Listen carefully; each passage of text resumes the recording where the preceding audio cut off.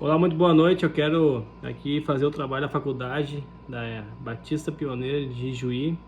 E meu nome é Diogo Braga, seminarista, primeiro ano seminário da Faculdade Batista Pioneira. E com muita alegria eu quero compartilhar a interpretação do texto bíblico que se encontra lá no livro de Mateus, capítulo 9, do verso 35 até o verso 38, onde esse texto foi o texto que eu escolhi para poder explicar, o texto que eu compartilhei já no culto, já mensagem bíblica já em formato de sermão. Eu quero compartilhar aquilo da parte de Deus, que Deus colocou no meu coração sobre esse texto. E o texto diz o seguinte: a necessidade de trabalhadores. Jesus andava por todas as cidades e todos os povoados da região, ensinando nas sinagogas, anunciando as boas novas do reino, curando todo tipo de enfermidade e doença. Quando viu as multidões, teve compaixão delas, pois estavam confusas e desamparadas, como ovelhas sem pastor. Disse aos discípulos: a colheita é grande, mas os trabalhadores são poucos. Versículo 38. Ore ao Senhor da colheita e peça que Ele envie mais trabalhadores para os seus campos. Amém? Esse é o texto que eu escolhi para fazer esse trabalho. E esse texto é um texto dos mais lindos que eu vejo no ministério de Jesus, aonde ele começa o ministério. Mateus começa narrando, né? Começa o ministério de Jesus Cristo, onde ele começa a ministrar, a pregar o evangelho. E ele vai a um lugar bem desconhecido, a um lugar onde muitos não gostariam de estar, num contexto totalmente desconfigurado. Então Jesus ele vai, né? Ele andava por todas as cidades. Algo que me chama a atenção no versículo 35 é que Jesus andava por todos os lugares, né? Sem fazer acepção de ninguém, sem olhar se tinha ou não tinha. Mas Jesus tinha algo interessante, que ele ia anunciando as boas novas do reino. Então Jesus ele tinha uma missão clara de anunciar as boas novas do reino a todas as pessoas e a todos os lugares, certo? O versículo 36, ele diz algo muito interessante, que faz com que eu tenha olhos, os mesmos olhos que Jesus tem para as pessoas. O versículo 36 diz o seguinte: quando viu a multidão, teve compaixão delas, pois estavam confusas e desamparadas como ovelhas sem pastor. A pergunta que eu faço para reflexão sempre, algum estudo ou no culto: você tem olhado com os olhos que Jesus tem olhado para as pessoas à sua volta? Eu fico pensando muitas vezes quando as pessoas a gente tem à nossa volta que estão perdidas, confusas, como ovelhas sem pastor, sem direção de vida. E muitas vezes essa pergunta precisa ecoar no coração dos seus discípulos, no coração daqueles que seguem a Cristo, que se dizem seguidores de Cristo. Porque a gente conhece sempre pessoas que estão precisando, pessoas necessitadas, pessoas que estão perdidas. E muitas vezes a igreja, o corpo de Cristo, o membro tem a palavra, tem a vida eterna dentro do seu coração, mas não consegue ter olhos que Jesus tem. Então o versículo 36 ele enfatiza muito bem, ele vê as multidões e tem compaixão. Só que compaixão não é uma empatia, compaixão é querer se colocar realmente, se colocando no lugar do próximo. Então a compaixão, a tradução de compaixão é se colocar ardentemente, se colocar diante daquela situação como se fosse você mesmo, né? E Jesus faz isso e nos mostra, Mateus relata isso, né? Ele disse no versículo 37, disse aos seus discípulos: a colheita é grande, mas os trabalhadores são poucos. Então esse versículo 37, Jesus vê, 36 ele passa, 35 ele passa pelos lugares, vê a situação, tem a compaixão e ele vê e diz para os seus discípulos: a colheita é muito grande. Na verdade a colheita está pronta, a colheita é grande, mas está pronta, está prontinho, mas os trabalhadores são poucos.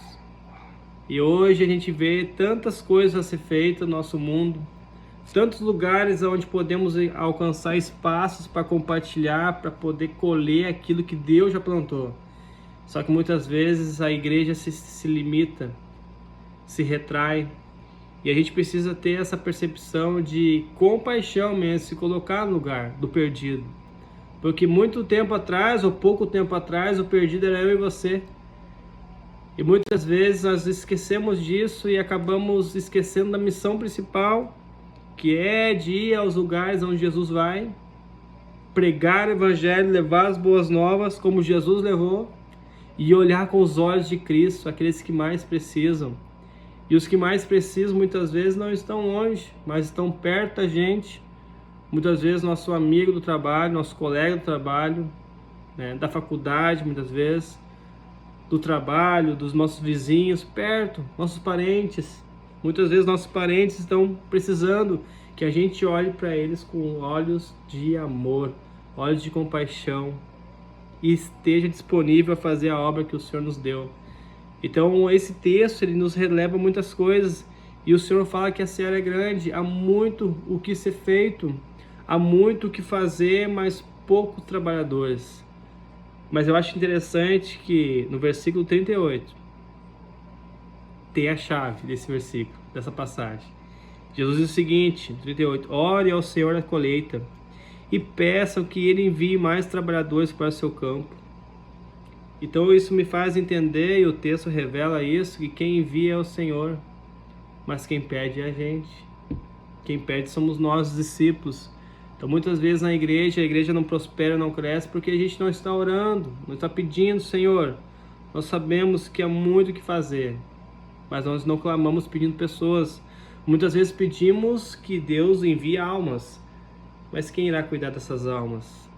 Quem irá evangelizar, discipular, direcionar, instruir, cuidar, amar, fazer crescer? Quem irá fazer isso se são poucos trabalhadores? Então muitas vezes a gente tem a percepção errada da igreja, principalmente a congregação em que eu estou, de pedir, Senhor, envia pessoas, envia almas, Senhor, que a gente faça um grande batismo. E glória a Deus, a gente fez um batismo agora, dia 30 de novembro, 7 almas desceram as águas, mas dessas 7 almas que desceram as águas, as 7 tinham pessoas discipulando, pessoas caminhando, pessoas fazendo a obra. Então a ideia do reino de Deus é pedir para que o Senhor da Seara envie trabalhadores dispostos. E o que a gente vê hoje no contexto de igreja é pessoas não querendo servir porque se achar imperfeitas ou estão prontas. E de fato, não somos perfeitos. E de fato, nunca estaremos prontos ao nível top. Mas Deus não está procurando pessoas perfeitas, mas sim pessoas dispostas a fazer a obra. E sabemos que quando a gente tem o nosso coração disposto a fazer a obra que o Senhor nos deu, aonde a gente está, onde a gente estiver, Deus vai nos capacitando, Deus vai nos moldando, o Senhor vai nos enchendo e nos preparando para a boa colheita. Então esse texto de Mateus aqui é um texto que impacta muito meu coração, que mostra que aonde a gente passar, a gente precisa levar a boa palavra, a boa semente com o Evangelho. E não só levar essa boa semente do Evangelho, mas olhar para as pessoas com olhos de compaixão, como o versículo 36 fala, olhos de compaixão, e entender que as pessoas estão confusas, desamparadas, perdidas como ovelha que não tem pastor, certo? E o 38 vai me relevar mais ainda, que eu preciso orar para que Deus envie pessoas dispostas a entender que a seara é muito grande, o reino é grande demais para poucos fazerem. Então muitas vezes precisamos ter esse coração disposto a fazer a obra. Eu te pergunto nesse vídeo aqui, você que está assistindo esse vídeo, você realmente tem entendido o chamado do Senhor para a sua igreja, para a sua vida? Ou você pensa, ou você acha que o Senhor te libertou, te salvou, te regenerou no Espírito para que você não frutifique no reino? Não, eu quero te dizer que não. Deus te chamou para frutificar e para colher, porque Ele mesmo disse que a seara é dele, Ele é o dono, e a seara está pronta, os campos estão maduros, mas são poucos trabalhadores.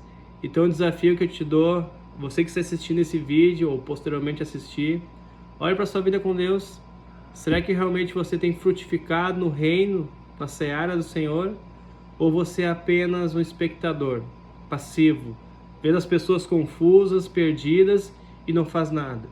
O chamado, ele é urgente, os campos estão maduros E a necessidade é hoje. Hoje Deus te chama para fazer missões. Hoje Deus te chama para evangelizar. Hoje Deus te chama para pregar o evangelho, as boas novas. Hoje Deus te chama para discipular alguém, porque o reino ele é gigante e o tempo é agora. Muitas vezes queremos deixar para amanhã o que Deus quer que a gente faça hoje. Hoje Deus te deu a oportunidade de acordar. Hoje Deus te deu a oportunidade de ver pessoas que estão perdidas. Compartilhe. A seara é grande demais para que você fique de fora da seara. Deus te chamou para a obra, Deus te chamou para a missão, Deus te chamou para realmente fazer a diferença numa geração nova. Eu quero dizer que Deus te abençoe através dessa pregação, dessa ministração, assim como Deus me chacoalhou no tempo que eu estava imersa dentro da igreja, me mostrando sim que Ele me chamou com propósito, que o sacrifício de Jesus na cruz não foi em vão por acaso, mas sim porque Ele quer que a gente compartilhe e saqueie o inferno. Aí sim a minha vida começou a mudar. A minha percepção de Deus, de reino de Deus começou a mudar quando eu estava disposto a servir. E a palavra do Senhor fala que maior é aquele que serve. Então se você quer ser grande no reino de Deus, sirva na seara do Senhor e Deus vai te abençoar, Deus vai te capacitar e vai te enviar com a missão clara, objetiva, de alcançar mais almas para a glória do Senhor.